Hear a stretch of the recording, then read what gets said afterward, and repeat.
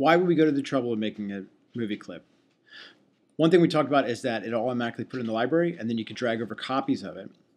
Another thing is that movie clips have secondary timelines. And what that means is if I select my movie clip and I double click on it, over here on the left you can see that I'm in scene 1, movie clip of bird, and I now have a secondary timeline.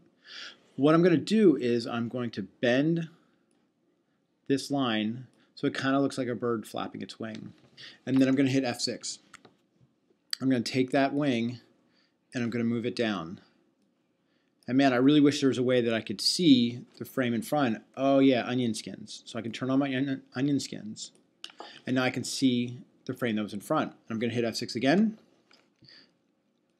I'm going to move this down a little bit further. And then hit F6 again. Move it down a little bit further.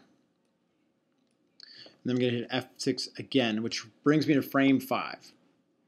So by frame 5, I now have 5 frames of the wings coming down.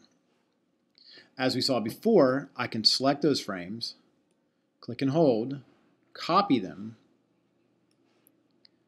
go to frame 6, click and hold, paste those frames, and then reverse them. So now I have a cycle of the wings flapping. So what's the difference between this and a regular frame-by-frame animation? Well, if I click back on scene 1, all those frames of the flapping disappears and is now contained on this single movie clip.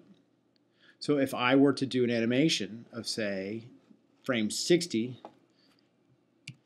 F6, do a regular old classic tween,